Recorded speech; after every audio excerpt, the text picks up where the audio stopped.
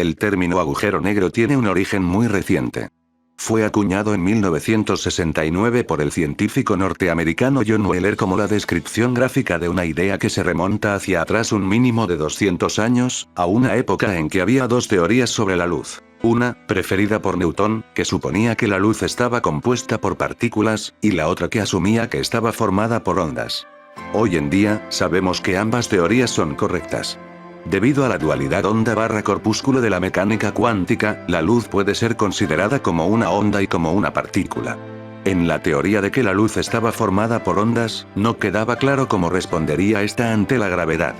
Pero si la luz estaba compuesta por partículas, se podría esperar que éstas fueran afectadas por la gravedad del mismo modo que lo son las balas, los cohetes y los planetas.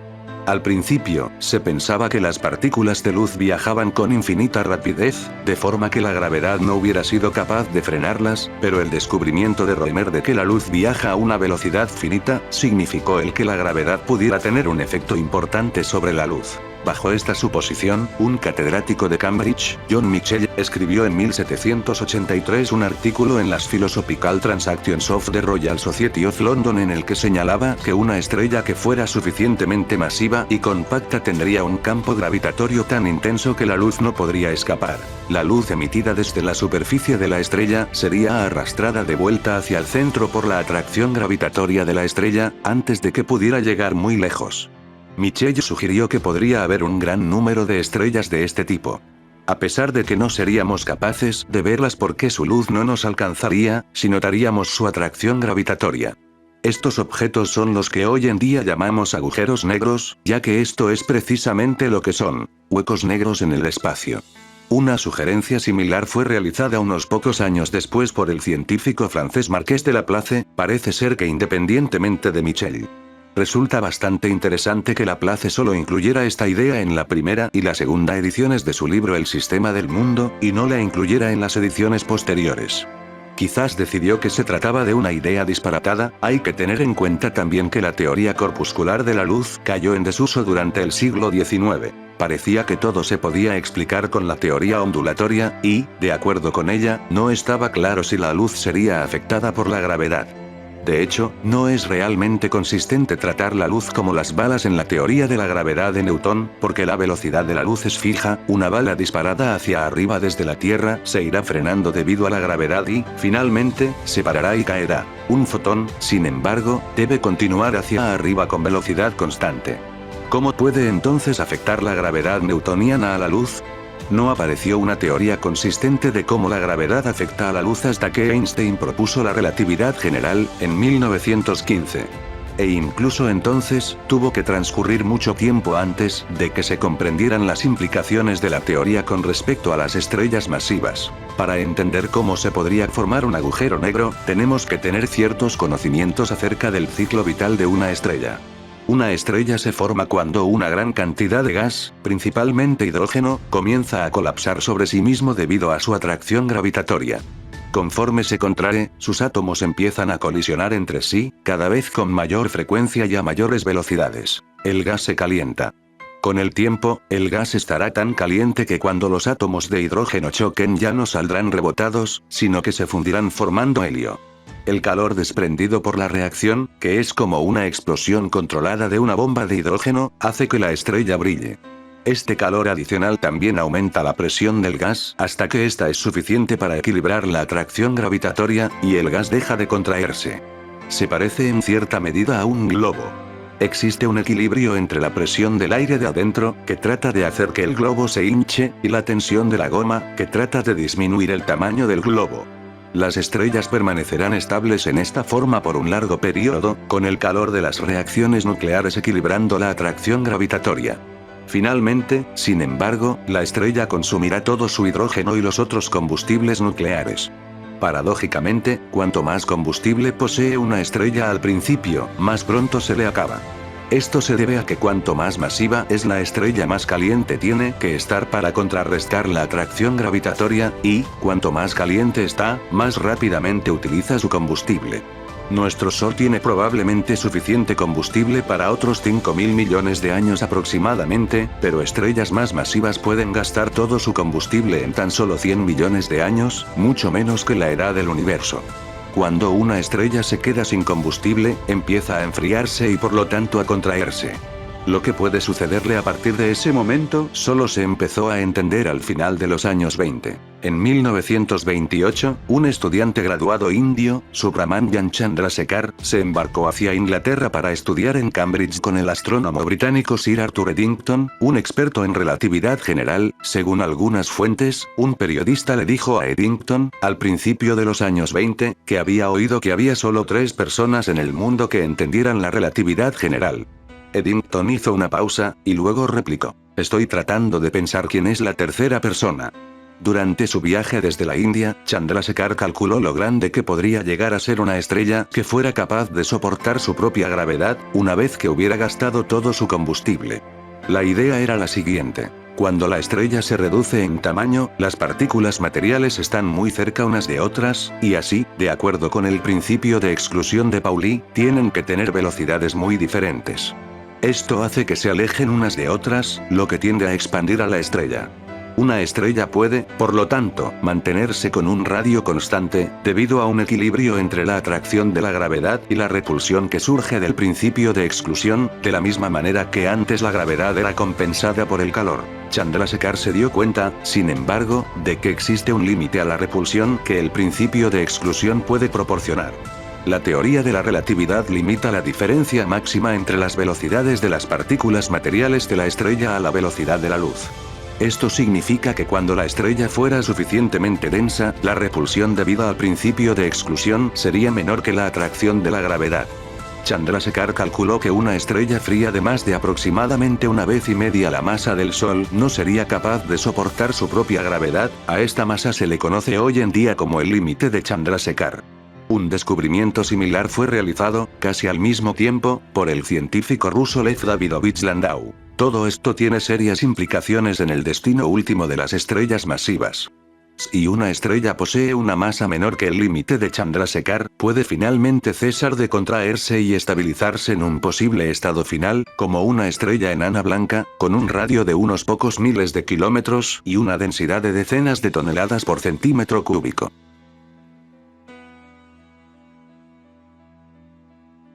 De acuerdo con la teoría de la relatividad, nada puede viajar más rápido que la luz.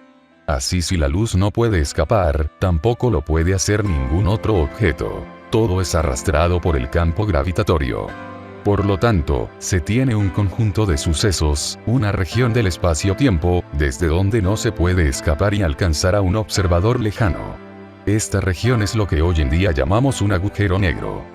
Su frontera se denomina el horizonte de sucesos y coincide con los caminos de los rayos luminosos, que están justo a punto de escapar del agujero negro, pero no lo consiguen. Para entender lo que se vería si uno observara cómo se colapsa una estrella para formar un agujero negro, hay que recordar que en la teoría de la relatividad no existe un tiempo absoluto. Cada observador tiene su propia medida del tiempo. El tiempo para alguien que esté en una estrella será diferente al de otra persona lejana, debido al campo gravitatorio de esa estrella. Supongamos que un intrépido astronauta, que estuviera situado en la superficie de una estrella que se colapsa, y se colapsara hacia adentro con ella, enviase una señal cada segundo, de acuerdo con su reloj, a su nave espacial que gira en órbita alrededor de la estrella. A cierta hora según su reloj, digamos que a las 11, la estrella se reduciría por debajo de su radio crítico, entonces el campo gravitatorio se haría tan intenso que nada podría escapar y las señales del astronauta ya no alcanzarían a la nave. Conforme se acercaran las 11, sus compañeros, que observaran desde la nave, encontrarían los intervalos entre señales sucesivas cada vez más largos, aunque dicho efecto sería muy pequeño antes de las 10:59 minutos, 59 segundos. Solo tendrían que esperar poco más de un segundo entre la señal del astronauta de las 10:59 minutos, 58 segundos y la que envió cuando en su reloj eran las 10:59 minutos, 59 segundos. Pero tendrían que esperar eternamente la señal de las 11. Las ondas luminosas emitidas desde la superficie de la estrella entre las 10:59 minutos, 59 segundos y las 11, según el reloj del astronauta, estarían extendidas a lo largo de un periodo infinito de tiempo, visto desde la nave. El intervalo de tiempo entre la llegada de ondas sucesivas a la nave se haría cada vez más largo, por eso la luz de la estrella llegaría cada vez más roja y más débil. Al final, la estrella sería tan oscura que ya no podría verse desde la nave. Todo lo que quedaría sería un agujero negro en el espacio. La estrella continuaría, no obstante, ejerciendo la misma fuerza gravitatoria sobre la nave, que seguiría en órbita alrededor del agujero negro.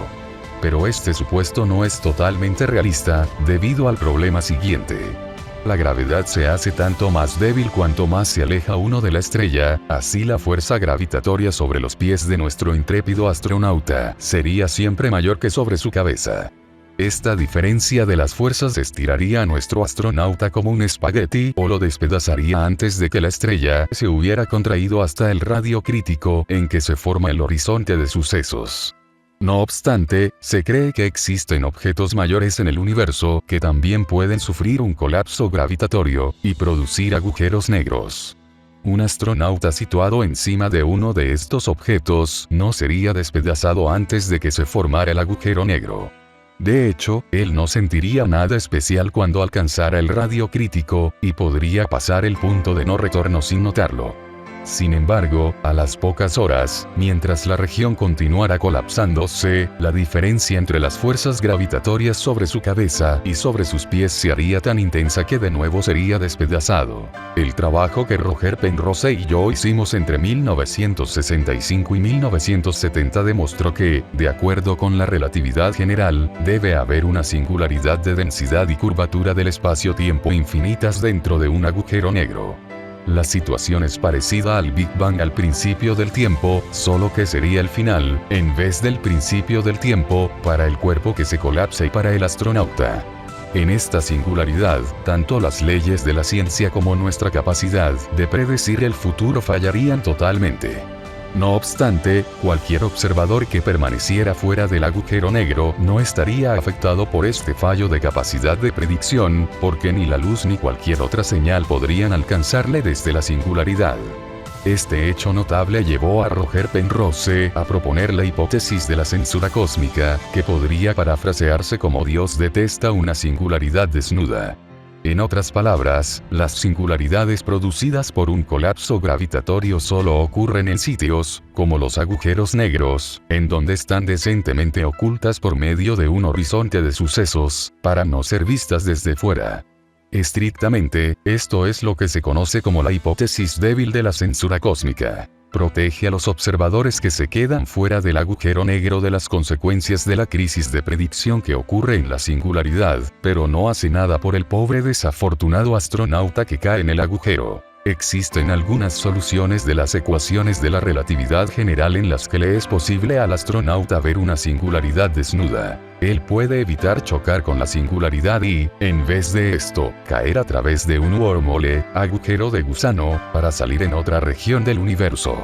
Esto ofrecería grandes posibilidades de viajar en el espacio y en el tiempo, aunque desafortunadamente parece ser que estas soluciones son altamente inestables. La menor perturbación, como, por ejemplo, la presencia del astronauta, puede cambiarlas, de forma que el astronauta podría no ver la singularidad hasta que chocara con ella, momento en el que encontraría su final. En otras palabras, la singularidad siempre estaría en su futuro y nunca en su pasado. La versión fuerte de la hipótesis de la censura cósmica nos dice que las singularidades siempre estarán, o bien enteramente en el futuro, como las singularidades de colapsos gravitatorios, o bien enteramente en el pasado, como el Big Bang. Yo creo fuertemente en la censura cósmica, por lo cual le aposté a Kip Thorne y John Preskill de Caltech que siempre se mantendría. Perdí la apuesta por un tecnicismo, porque se produjeron ejemplos de soluciones en que una singularidad era visible desde muy larga distancia. Así que tuve que pagar, lo cual de acuerdo con los términos de la apuesta, significaba que tuve que cubrir su desnudez. Pero puedo reclamar una victoria moral. Las singularidades desnudas eran inestables. La menor perturbación podría causar que o bien desaparecieran o bien se ocultaran detrás de un horizonte de eventos. Por lo tanto, no podrían ocurrir en situaciones reales. Es muy probable que se verifique alguna de las versiones de la censura cósmica, porque cerca de singularidades desnudas puede ser posible viajar al pasado. Aunque esto sería atractivo para los escritores de ciencia ficción, significaría que nuestras vidas nunca estarían a salvo. Alguien podría volver al pasado y matar a tu padre o a tu madre antes de que hubieras sido concebido.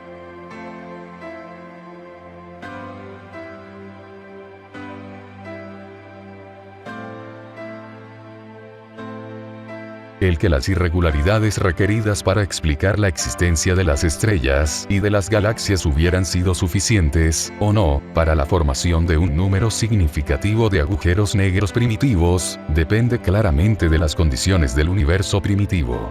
Así, si pudiéramos determinar cuántos agujeros negros primitivos existen en la actualidad, aprenderíamos una enorme cantidad de cosas sobre las primeras etapas del universo. Agujeros negros primitivos con masas de más de 1.000 millones de toneladas, la masa de una montaña grande, solo podrían ser detectados por su influencia gravitatoria sobre la materia visible, o en la expansión del universo. Sin embargo, como aprenderemos en el siguiente capítulo, los agujeros negros no son realmente negros después de todo. Irradian como un cuerpo caliente, y cuanto más pequeños son más irradian. Así, paradójicamente, los agujeros negros más pequeños podrían realmente resultar más fáciles de detectar que los grandes.